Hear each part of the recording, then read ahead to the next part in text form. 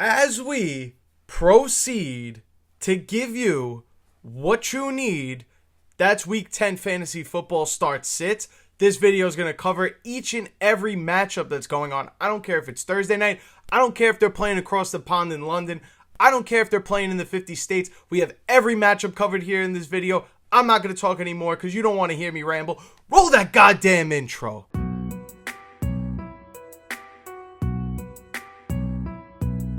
Thursday Night Football. I'm sorry in advance if you missed this video because I'm a schmuck and had to make the video on Thursday when Thursday Night Football is happening. Raiders are going into Denver to play the Broncos. Bo Nix is a top 5 quarterback this week. You could argue with a wall. I do not care. The other players in this matchup that I would consider must start, can't leave them on your benches. Courtland Sutton and Brock Bowers are the two that really stand out to me. Ashton Jeanty is in that group as well, but unfortunately, just considering the matchup and probably game script overall in this one, I would rank Ashton Jeanty somewhere in that RB2 territory for this week. For guys we may be teetering or on the fence about, I think Troy Franklin is a fun flex play this weekend. He's really dominated the target share over the last, 4 or 5 games for them. His teammate J.K. Dobbins can be started. I personally feel a little bit better at this moment about R.J. Harvey. Seems like he's a little bit more consistent in terms of the volume he gets in the pass catching. And if you play in a PPR league, that's going to have its upside and its value to it. If you have Trey Tucker, Jacoby Myers is not here anymore. The matchup absolutely sucks for him. But I'm going to tell you that you should be playing him anyway because sometimes matchups don't really matter. When we're talking about a game where the Vegas Raiders are probably trailing for most of this game, are going to have to throw the ball to stay in the game. I know this is a great passing defense, but we got to play Trey Tucker just because he's probably going to see 7 or 8 targets. On the other side of the pond, we have the Falcons playing the Indianapolis Colts. The must-start players in this matchup are as follows: Bijan Robinson, Michael Pittman Jr., Jonathan Taylor, Tyler Warren, Drake London. Those are your must-starts. Daniel Jones can be started. I would probably rank him in the back end of QB1 territory this week. This is not a great matchup for him. The Falcons defense is very good. Because of the matchup, I would not advise playing either Alec Pierce or Josh Downs, but I gotta admit, even though I'm saying not to start Josh Downs, this is a player that somehow always gets it done every single week in fantasy. I don't know how. Our next matchup, the Ravens go into Minnesota to play the Vikings. And if you have Justin Jefferson, you're definitely starting him. This is a phenomenal matchup. Lamar Jackson, Derrick Henry, Zay Flowers, these are your must-start players on the other side of the ball. I know I forgot some of the others.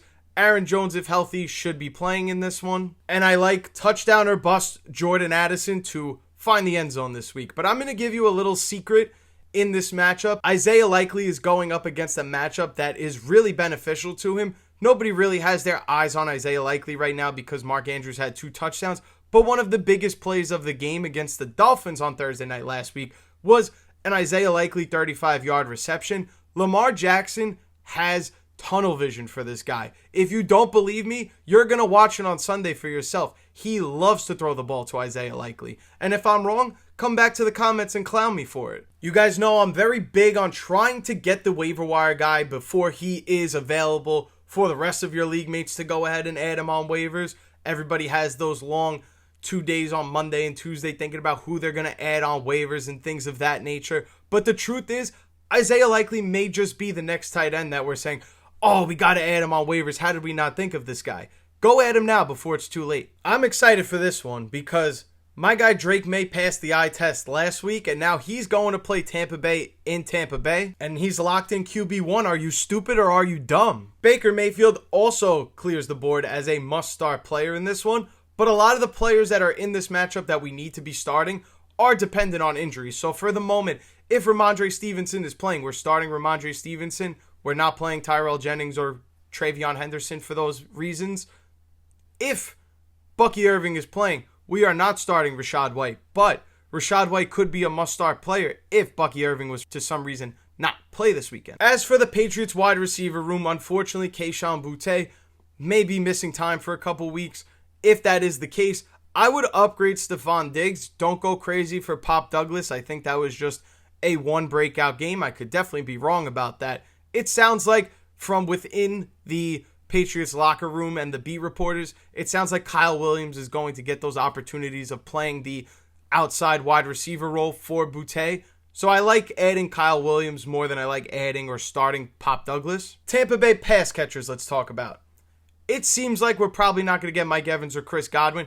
If that is the case, upgrade Cade Otton. We're definitely starting Emeka Egbuka regardless, but there will be more targets and opportunities for Cade Otton in this one. And if we're talking about the tight ends, you can start Hunter Henry in this matchup as well. Next matchup, the Jaguars are playing in Houston against the Texans, and unfortunately, for those that drafted Jakobi Meyers because I told you to do so and have not been reaping the benefits of it since I said that he was going to return top 20 value in week 2 and has been nothing close to that since. This is unfortunately a matchup you cannot play Jakobi Meyers in. The Houston Texans defense is way too good for that. Travis Etienne can be started. I would not play Trevor Lawrence in this one. And you have to start one of their wide receivers. So I'm going to give you the green light to play Parker Washington, but only if you're desperate. This is a tough matchup, and I don't know how it's going to go.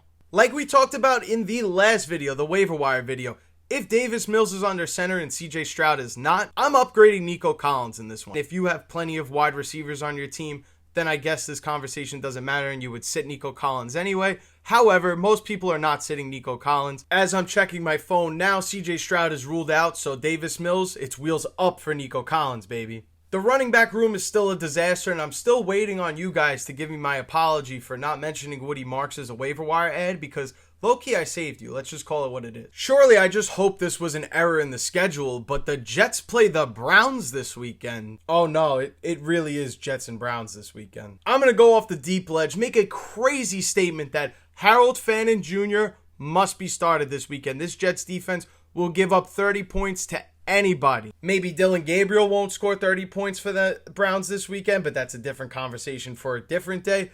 Focusing on fantasy, Quinshon Judkins, if active, must be started. Too good of a player to leave on your bench. If for some reason he's not good to go, Dylan Sampson will take the backfield work, but I think that Quinshon Judkins will be in this game, and we'll probably see a little bit of Sampson sprinkled in. Not enough to make you want to sit Quinshon Judkins, not enough to make you want to start Dylan Sampson. If you're looking to start a Browns receiver, don't. But if you're going to start anybody, I would say Jerry Jeudy probably has the biggest chance of giving you any fantasy upside whatsoever. Maybe Malachi Corley gets a touchdown on his former team, and that would be absolutely hilarious, but I don't think that's going to happen. The Browns have opened the 21-day window to bring Cedric Tillman back to the active roster. I don't think it's very likely to assume he's going to play, but if he does, definitely start him out of anybody. As for the Jets, Breece Hall is probably the only must-start player on this team. You can start Mason Taylor if you need a tight end. And I'm just interested to see, honestly, how do the new additions of Adonai Mitchell and John Mechie add to this wide receiver room?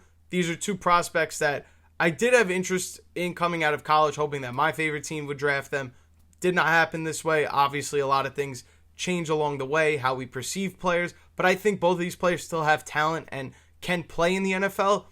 Don't start them, don't add them right away, but let's just keep an eye on both of them. Now for Saints and Panthers, I think the only comfortable play you can have is probably Chris Olave at this point with the absence of Rashid Shaheed. I don't love playing Alvin Kamara this week. If you could look elsewhere, I definitely would. If you have to start him, I understand. For the Carolina Panthers running back room, I hope at the time of me recording this video, because I don't know, that Rico Dowdle will play, and if he does, he's must start.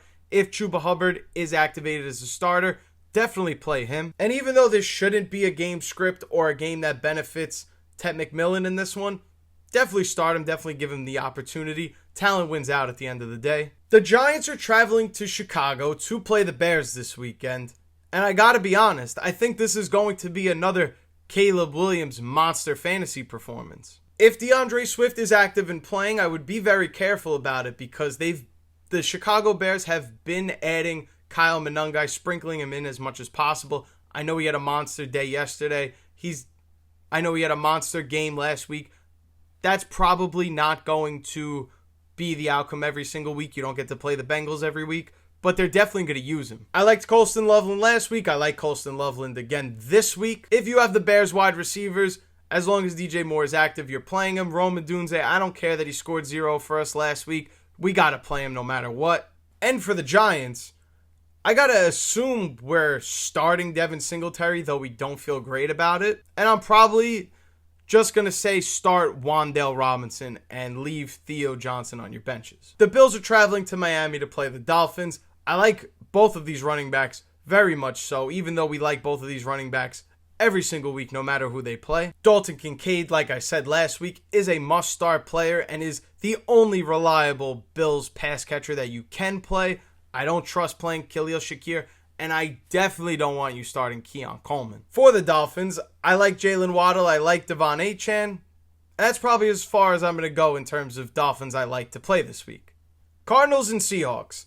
This should be a fun one. Sam Darnold, JSN, those are your must-start players. Rashid Shaheed, definitely somebody we should keep an eye on. Don't throw him in your lineups right away. Who do we play between Ken Walker and Zach Charbonnet? I honestly don't know what to tell you at this point. Maybe flip a coin if you have both of them, because that's as good as we're going to get in terms of figuring out who really is the guy worth playing here.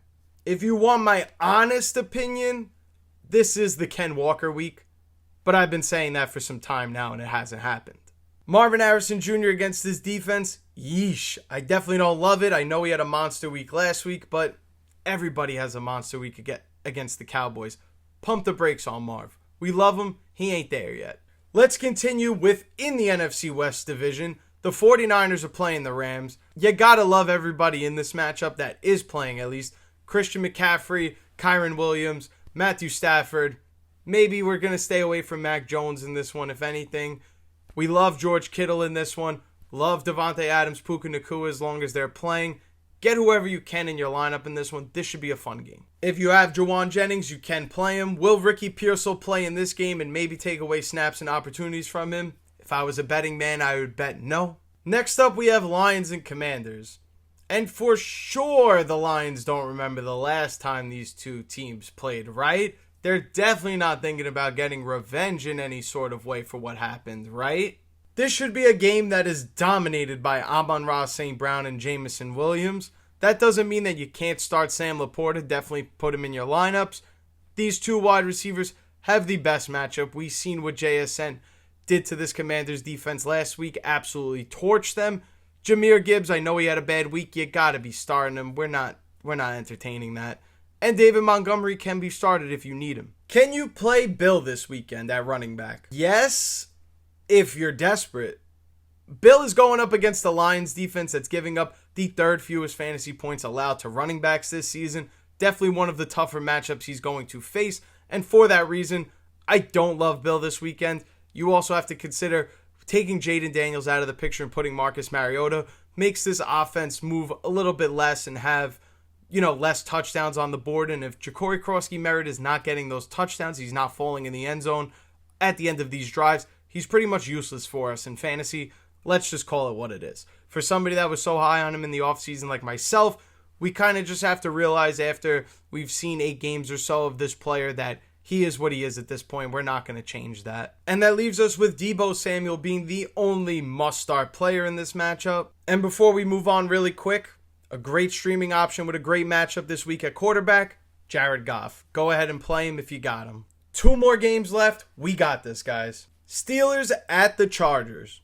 Jaylen Warren is must-start if you have anybody on the Pittsburgh Steelers. DK Metcalf, temper your expectations on. I'm not going to tell you got to sit him. You make your best judgment. Temper your expectations on that man. For the Chargers, do we trust Kamani Vidal or inevitably get hurt by him again? Is Jared Patterson going to be the guy that takes more carries now? I'm going to say keep riding with Kamani Vidal. I think this is going to be a nuclear game. We're going to even give him the thumbnail, honestly, because that's how comfortable I am with making this claim. Lad McConkey is going to go nuclear. For all my Lad owners, congrats.